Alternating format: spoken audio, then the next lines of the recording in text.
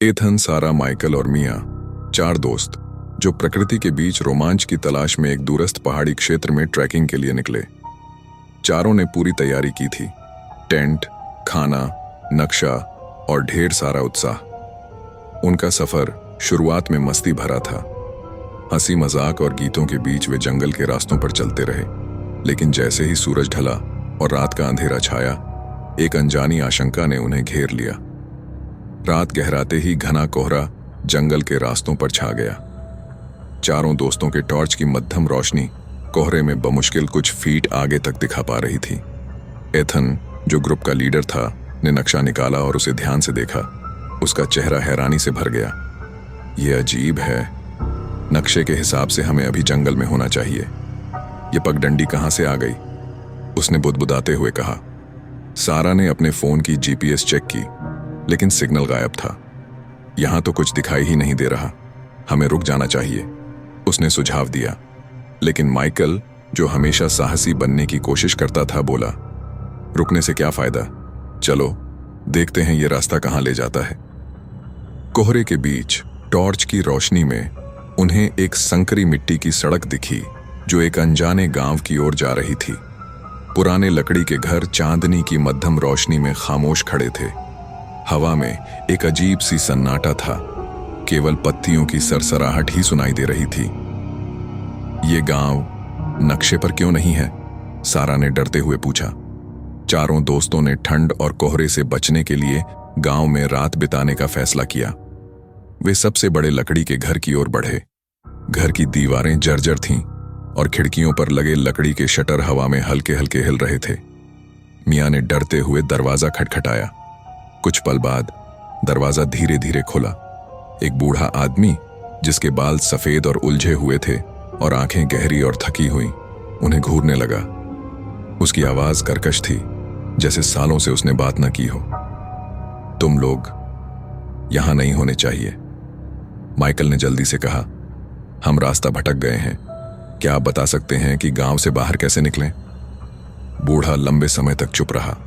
फिर उसने धीरे से एक दूर की मिट्टी की सड़क की ओर इशारा किया। अभी निकल जाओ और पीछे मुड़कर मत देखना। उसके शब्दों में कुछ ऐसा था कि चारों दोस्तों के रोंगटे खड़े हो गए। उन्होंने जल्दी से धन्यवाद कहा और उस सड़क की ओर बढ़ चले। वे घंटों उस सड़क पर चले।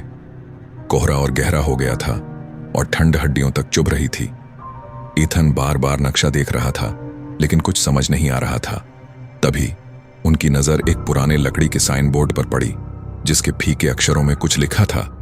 मियां ने दहशत में चीख कर कहा, यह गांव, हम वापस आ गए। चारों अवाक रह गए। वे उसी गांव में खड़े थे जहां से निकलने की कोशिश कर रहे थे।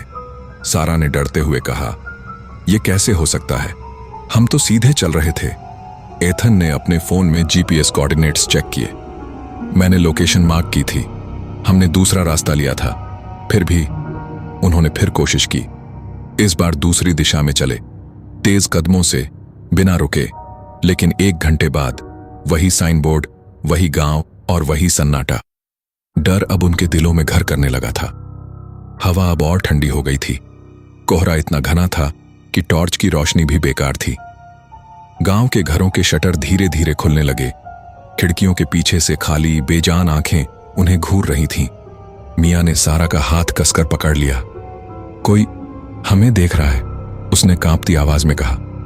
माइकल ने उस बूढ़े के घर की ओर देखा। दरवाजा खुला था, लेकिन बूढ़ा गायब था। उसकी जगह अंधेरे में कुछ छायाएं खड़ी थीं, स्थिर, बिना हिली डुली। एथन ने फुसफुसाते हुए कहा, हमें यहां से निकलना होगा अभी। लेकिन हर रास्ता उन्हें उसी गांव में वापस ले आ रहा था। चारों दोस्तों ने फैसला किया कि रात बिताने के लिए उसी बड़े घर में शरण लेंगे।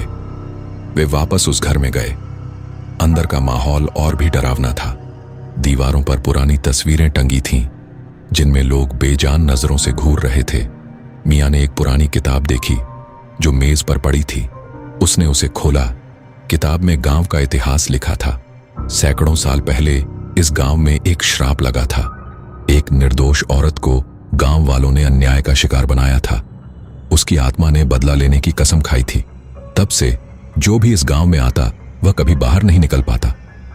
तो ये गांव शापित है, सारा ने कांपते हुए पूछा। माइकल ने किताब छीनकर पढ़ना शुरू किया। यहाँ लिखा है कि श्राप तोड़ने का एक तरीका है। हमें उस औरत की आत्मा को शांत करना होगा। किताब में एक पुराने मंदिर का जिक्र था जो गांव के बाहर जंगल में था। वहां एक प्राचीन मूर्ति थी जिसके पास आत्मा का बंधन था। चारों दोस्तों ने हिम्मत जुटाई और मंदिर की तलाश शुरू की। कोहरे और अंधेरे में वे जंगल की ओर बढ़े।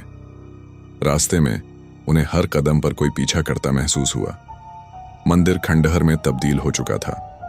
अंदर एक टूटी फूटी मूर्ति थी जिसके पास एक पुराना ताबीज पड़ा था। किताब के अनुसार ताबीज को जलाकर आत्मा को मुक्त करना था, लेकिन जैसे ही एथन ने ताबीज उठाया, हवा में एक चीख गूंजी। छायाएं अब उनके चारों ओर थीं। मियां ने चीख कर कहा, वो यहां है। सारा ने जल्दी से ताबीज को आग लगाई। जैसे ही आग भड़की, एक औरत की आकृति उनके सामने प्रकट हुई। उसकी आंखें दुख और गुस्से से भरी थीं। तुमने मुझे क्यों जलाया? उसकी आवाज गूंजी। एथन ने हिम्मत जुटाकर कहा, हम तुम्हें आजाद करना चाहते हैं, हमें माफ कर दो। आत्मा चुप रही। फिर धीरे धीरे उसका आकार हवा में गायब होने लगा। कोहरा हल्का हुआ और पहली बार सुबह की रोशनी दिखाई दी।